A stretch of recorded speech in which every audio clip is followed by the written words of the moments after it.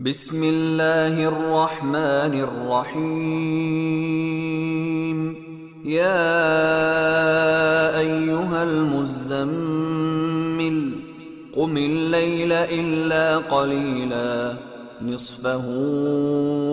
أو انقص منه قليلا أو زد عليه ورتل القرآن ترتيلا إنا سنلقي عليك قولا ثقيلا إن ناشئة الليل هي أشد وطئا وأقوم قيلا إن لك في النهار سبحا طويلا واذكر اسم ربك وتبتل إليه تبتيلا رب المشرق والمغرب لا إله إلا هو فاتخذه وكيلا واصبر على ما يقولون واهجرهم هجرا جميلا وذرني والمكذبين أولي النعمة ومهلهم قليلا إن لدينا أنكالا وجحيما وطعاما ذا غصة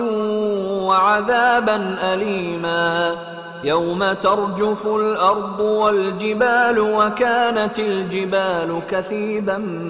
مهيلا إنا أرسلنا إليكم رسولا شاهدا عليكم كما أرسلنا إلى فرعون رسولا فعصى فرعون الرسول فأخذناه أخذا وبيلا فكيف تتقون إن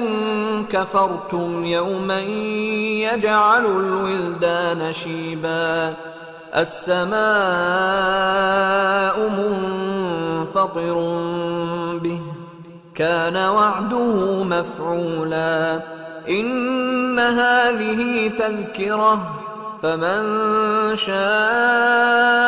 اتخذ إلى ربه سبيلا إن ربك يعلم أنك تقوم أدنى من ثلثي الليل ونصفه وثلثه وطائفة من الذين معك والله يقدر الليل والنهار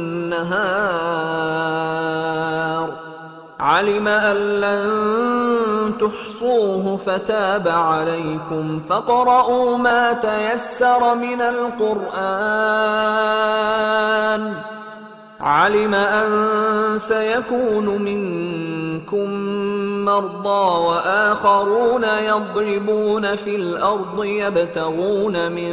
فضل الله وآخرون يقاتلون في سبيل الله فاقرؤوا ما تيسر منه وأقيموا الصلاة وآتوا الزكاة وأقرضوا الله قرضا حسنا وما تقدموا لأنفسكم من خير تجدوه عند الله هو خيرا وأعظم أجرا واستغفروا الله إن الله غفور رحيم.